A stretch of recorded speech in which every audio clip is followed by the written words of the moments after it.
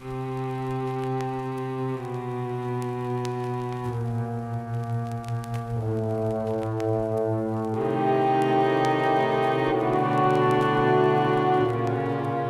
light is always on. In one corner of my grandmother's living room stood a lamp that was almost never turned off. She would change the bulb every week, like clockwork, waiting until the afternoon sunlight poured through the windows and filled the room. Even then she hurried, holding her breath until the deed was done and the lamp was back on. I would ask her about it once in a while. Each time she would smile softly, tussle my hair, and promptly change the subject. I didn't learn the truth until I was 13, the first time I turned off the lamp. I just wanted to see what would happen. Grandma screamed when she walked into the darkened living room, a plate of cookies falling from her hands and crashing to the floor. I could hear her praying under her breath as she raced to turn the light back on.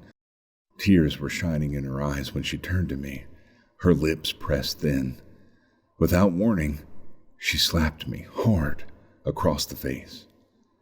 Grandma had never so much as raised her voice before, and I was too shocked to cry.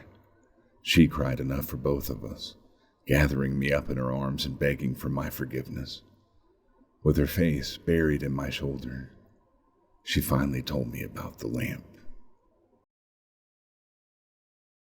It was a ghost light, she said. Ever since she and my grandpa had bought the house, back when they first arrived in America, the spirits of the dead had plagued her. Only when her burden threatened to drive her mad did she ask Grandpa for help.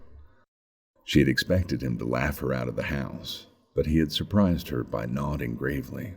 It was he who had first lit the ghost light, and as long as the beacon burned through the darkness, she had never seen another spirit. I stopped visiting my grandma after that. It started gradually at first, missing a day here and there, but by the time I received news of her death, I hadn't seen her in over 10 years. As her only living relative, I shouldn't have been surprised when I inherited her house. Yet, as I sat in her lawyer's office, listening to him read her will, I was speechless. I had a difficult time paying attention after that, absorbed as I was with the business of remembering. So much love had filled those walls, so many happy memories. As I thought of my tiny, sterile apartment in the city, I quickly made my decision. I was almost overwhelmed by emotion as I walked through the front door. Everything looked exactly as I remembered it from my childhood. Houseplants still cluttered the windowsills. Decorative bird plates still hung on the walls, and the ghost light still burned in the living room. Seeing the old lamp sent a chill down my spine. I froze in my tracks, the smile fading from my lips. I couldn't help but think of the night Grandma had slapped me so many years ago. I told my mother about the ghost light the next day, but she had dismissed it as simple old-world superstition. It was the same way when she was growing up, she told me, and I shouldn't worry about it. Still, I couldn't shake the conviction that I had finally seen the true depths of my grandma's lunacy.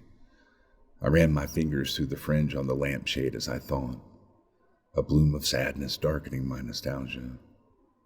Sighing heavily, I turned the ghost light off with a decisive click.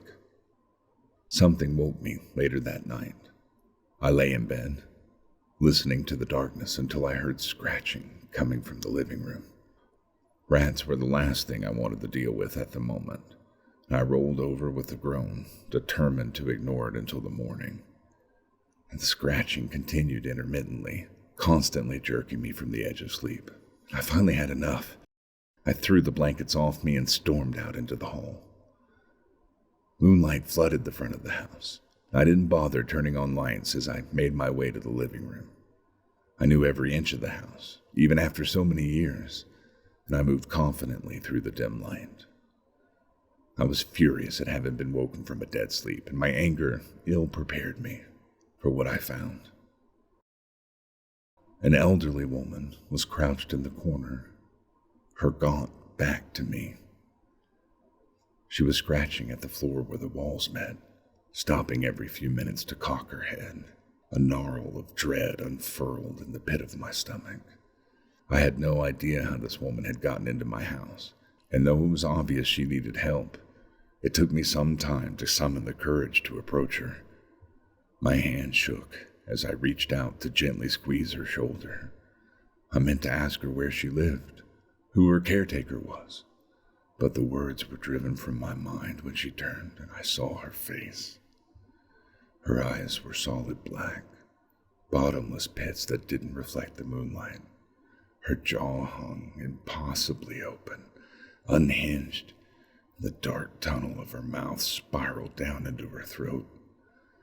I had a moment to realize who she was, to recognize the familiar map of wrinkles in her face, the curls of her wispy hair. Then my grandma screamed. I shrieked, stumbling backwards away from the nightmare in the corner. My arms flailed in the air, reaching for the nearest lamp, and my hands touched the ghost light. I yanked the chain, filling the room with light, and she was gone. I never turned off the ghost light after that.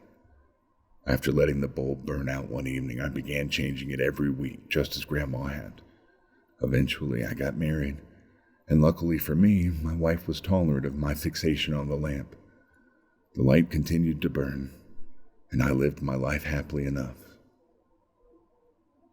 But my grandson has been asking about the ghost light lately. Each time he asks, I smile softly, tussle his hair, and promptly change the subject. For some reason, I can't bring myself to tell him the truth. I think about how I pulled away from my grandma, how I thought her crazy. I keep my mouth shut. I worry, though. I know he won't be around forever, just as I know he will eventually turn off the ghost light. I worry that he might see me then, twisted and wrong, scratching in the corner.